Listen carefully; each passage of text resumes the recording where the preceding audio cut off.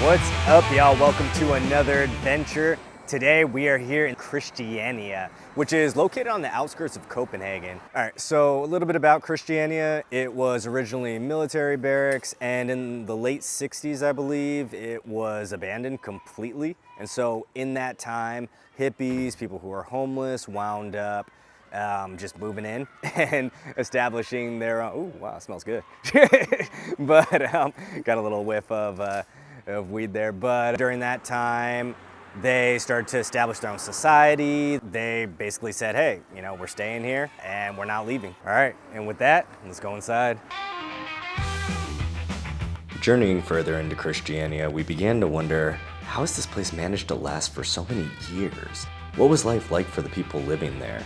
After passing numerous colorful homes set alongside rows of greenery and walking between paved and unpaved walkways, we stumbled upon a gallery and decided to begin our search for answers there.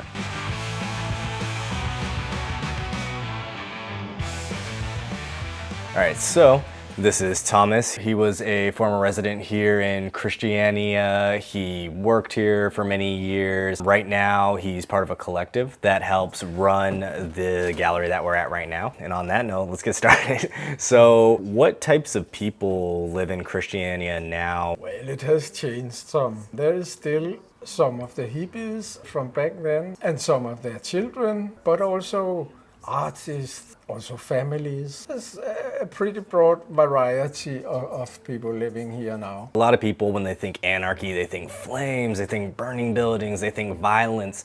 What does anarchy mean here in Christiania? Well, it means merely that allowance of expressing yourself. There is a broad spectrum of tolerance on how to be a human here. As long as you don't step over other people's toes, as long as you are harmless. So in this sense, is anarchy more of kind of like a style of expression, or is it an attitude that can be applied to any area of life? Well, I think it's both. Here in Christiania, it was founded a lot about sustainability and alternativism towards the society, but it have evolved and have become a bit more mainstream. But I think there is still some of that spirit is still here.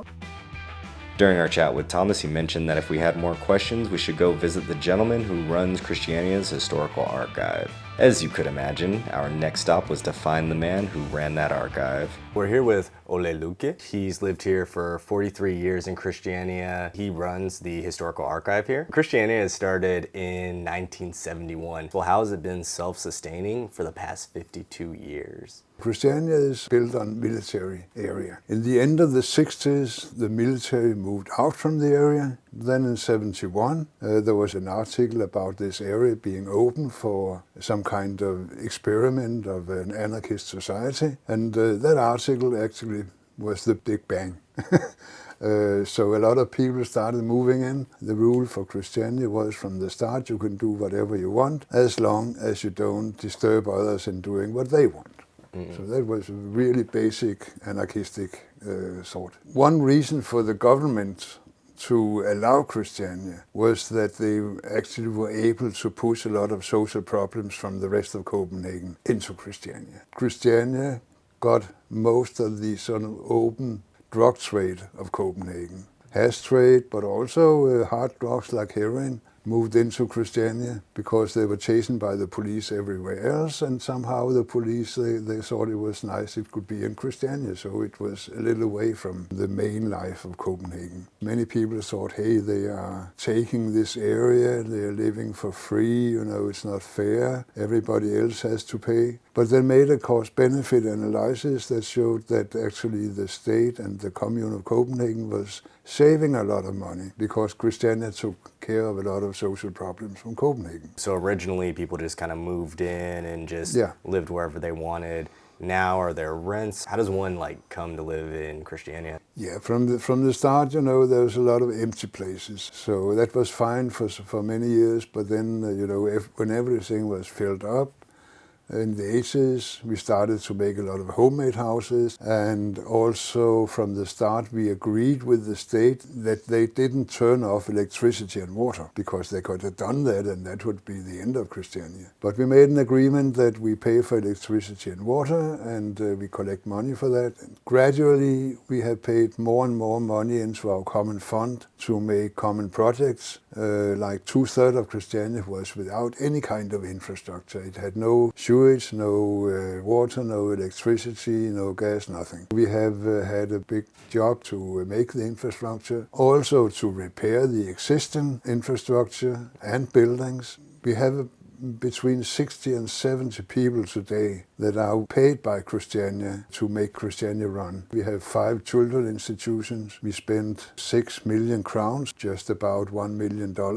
a year. We have had a foundation who has bought part of Christiania. We pay rent for the rest. It was the solution of who's owning Christiania. The High Court, of course, says it's the state who owns Christiania. So the compromise was that Christiania made a foundation, and the foundation was able to borrow money from the banks, so we could buy 1/3 of Christiania, and the 2/3 is cultural monument. So the state didn't want to sell that, so we started to pay rent for that. So 2011, Christiania was not a squat anymore.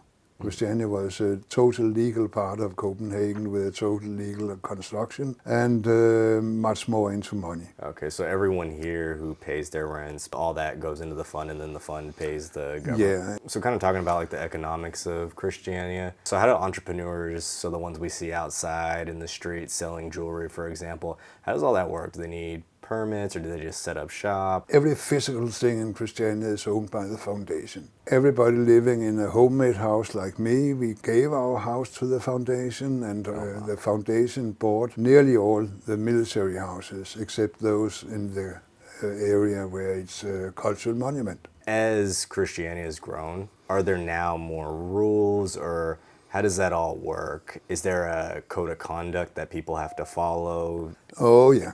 Of course, we have many of the same rules as the rest of Denmark, that we didn't want hard drugs. We had a big problem with heroin, so we had to make a blockade against hard drugs, and we decided it's okay with cannabis, it's okay with hashish, marijuana, and alcohol is okay, but the rest is forbidden in Christiania. And we actually kept that for many, many years. It's a little hard now, because now we have many of the organized biker gangs in Christiania stealing the hash, and they are into hard drugs also. So the residents of Christiania aren't the ones outside selling cannabis anymore. Now it's organized crime? Yeah. How do the Christianites feel about that? We have decided we don't want hash dealing in Christiania anymore. So we are trying to get rid of it. We have tried to block, it's a central part of Christiania called Pusher Street, where the dealers are, and we try to block them. We even have tried some kind of cooperation with the police, and we're working really hard on getting legalization of cannabis in Denmark, because we believe that's the only thing that can get rid of this big illegal market. And the reason why the gangs, the bikers are here is because it's illegal, and they can make a lot of money on the illegal market. We always had the idea of maximum freedom for the individual. And from time to time we have to make rules about, there are limits, because you can't have total freedom in all respects. But one thing that's really important for us is that everything that is done in Christiania is done by ourselves. After speaking with Ole, we couldn't help but pay a visit to the famed Pusher Street, though unfortunately we were unable to film there just due to the nature of the activities that go on. All right, so I want to take a stop here real quick. We just walked through Pusher Street, and in areas outside, you still kind of feel that hippie commune vibe, but all eyes were on us. Everybody was staring. I don't think the fact that I was carrying around a camera bag helped at all. With all eyes being on you, trying to understand what your intentions are, if you're there to buy, if you're there to try to film, or if you're trying to interfere with their business, all that mixed together, you get that sense of tension. To sum everything up, though Christiania is a free town, it's not lawless, and still relies heavily on Copenhagen to be able to exist. For example, the city providing water, hospitals, but Despite that fact, the fact that this place has lasted for so long is still really cool. All right, so that's the end of our adventure. Today we learned all about Christiania, about anarchy, about how it's lasted for 52 years. As always, I hope y'all enjoyed. I hope y'all learned something new. Remember to subscribe. If y'all have any questions or y'all want to learn more or you have any recommendations, as always, leave them down in the comments. And with that said, peace out, y'all.